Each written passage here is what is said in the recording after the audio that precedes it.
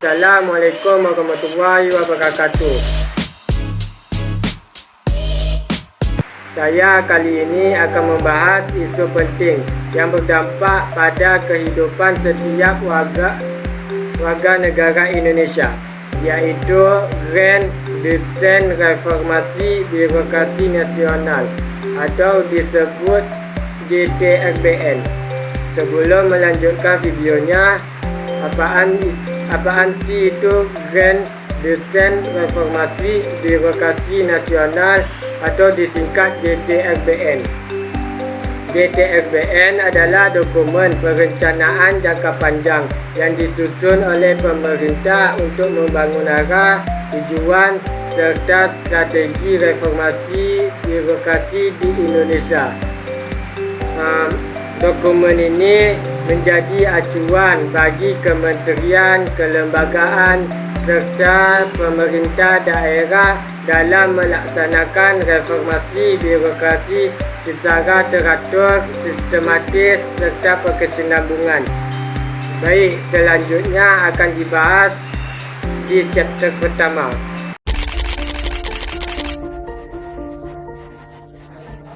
Tanah air hingga saat ini masih menyulitkan masyarakat. Reformasi birokrasi bisa menjadi kunci pencegahan tindak pidana korupsi yang rawan terjadi di dalam pemerintahan. Kapser 1. Latar belakang dan siapa saja aktornya?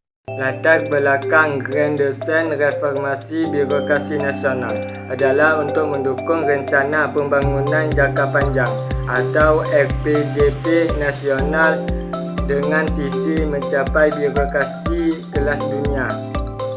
Reformasi ini akan dilakukan bertahap hingga tahun 2045 melalui transformasi digital, penguatan kolaborasi, dan tata kelola adaptif berbasis manusia dan inklusif. Grand Desain Reformasi Birokrasi Nasional merupakan cetak biru pembangunan birokrasi di Indonesia yang efektif, efisien, dan akuntabel. Reformasi ini dimulai tahun 2010 hingga kini memasuki tahap lanjutan. Kesuksesan reformasi birokrasi melibatkan banyak aktor yang strategis. Siapa saja mereka? Yang pertama, Kementerian Pendayagunaan Aparatur Negara dan Reformasi Birokrasi atau disebut Kemenpan. Sebagai lead institution, Kemenpan berperan utama dalam merancang, mengawal dan mengevaluasi implementasi GTRBN di seluruh kementerian atau lembaga dan pemerintah daerah. 2. Presiden dan Wakil Presiden memberi arah kebijakan, dukungan politik serta komitmen terhadap pencapaian visi reformasi birokrasi sebagai bagian dari anggota prioritas nasional. 3. Kementerian atau lembaga pemerintah. Masing-masing instansi bertanggungjawab menerapkan GTRBN dalam struktur, proses dan pelayanannya dengan target kinerja yang terukur. 4. Pemerintah daerah, provinsi, kabupaten atau kota turut mengimplementasikan GTRBN sesuai karakteristik daerah serta melakukan inovasi pelayanan publik yang mendukung visi Indonesia Emas 2045. 5. Lembaga pengawasan seperti BPK, KPK dan Ombudsman bertugas mengawal akuntabilitas dan integritas dalam pelaksanaan reformasi birokrasi. 6. Masyarakat dan dunia usaha. Sebagai penerima manfaat sekaligus pengawasan, masyarakat memiliki peran penting dalam memberikan masukan dan kritik terhadap birokrasi yang belum optimal. 7. Akademis dan media massa.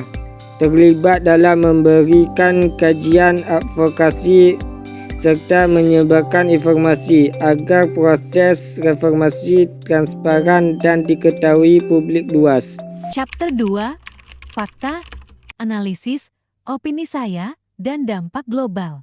DTRBN menjadi fondasi dalam mewujudkan 4 pilar visi Indonesia Emas tahun 2045 karena mencakup 1. Pembangunan manusia dan penguasaan indeks, 2. Pemerataan pembangunan, 3. Pembangunan ekonomi berkelanjutan, 4. Pematapan ketahanan nasional dan tata kelola pemerintahan. Dilansir dari Bawaslu go.id tahun 2020 sampai 2024. Contoh nyata pelaksanaan reformasi terlihat dari grafik capaian Bawaslu selama 5 tahun terakhir. Ini mencerminkan dinamika sekaligus perbaikan signifikan. Namun masih ada tantangan besar, tumpang tindih regulasi, kualitas SDM, aparatur sipil negara, serta sistem digitalisasi yang belum merata. Melihat tren saat ini, Indonesia berada di jalur yang benar. Namun masih banyak pekerjaan rumah seperti minimnya integrasi antar pekerja, budaya kerja yang belum sepenuhnya digital, dan rendahnya akuntabilitas di level daerah. Saya percaya reformasi birokrasi harus disertai dengan perubahan mindset, tidak hanya sistem. Pemerintah perlu menanamkan budaya melayani, bukan dilayani. Di era globalisasi bukan hanya urusan domestik.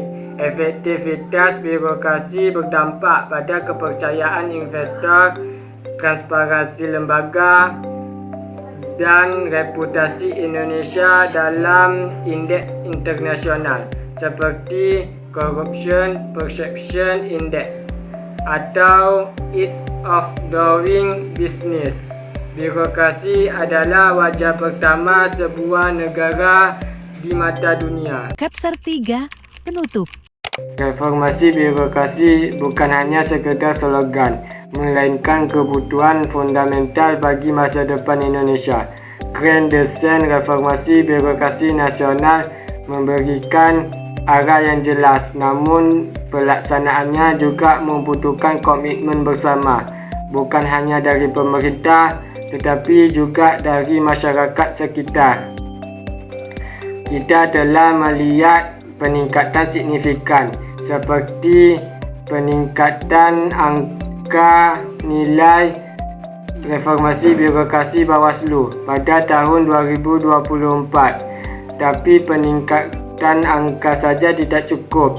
Reformasi sejati tercermin ketika rakyat merasakan langsung manfaatnya dalam pelayanan yang cepat, bebas pungli dan transparan. Baik, solusi yang saya tawarkan adalah sebagai berikut. Yang pertama, penguatan budaya ASN berbasis integritas dan kinerja. 2. Digitalisasi proses birokrasi secara menyeluruh.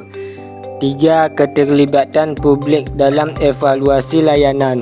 4. Konsistensi politik dan kepemimpinan. Saya berargumen bahwa reformasi birokrasi adalah pondasi menuju Indonesia Emas tahun 2045. Tanpa birokrasi yang bersih dan profesional, seluruh cita-cita pembangunan nasional termasuk 4 pilar Indonesia Emas tidak akan berjalan maksimal. Sekian dari video saya. Sebelum saya mengakhiri videonya, saya punya quotes. Reformasi birokrasi adalah jembatan emas menuju Indonesia Emas 2045. Jika kita lewati dengan benar, maka Indonesia akan sampai pada masa depan yang berdaulat, adil dan sejahtera.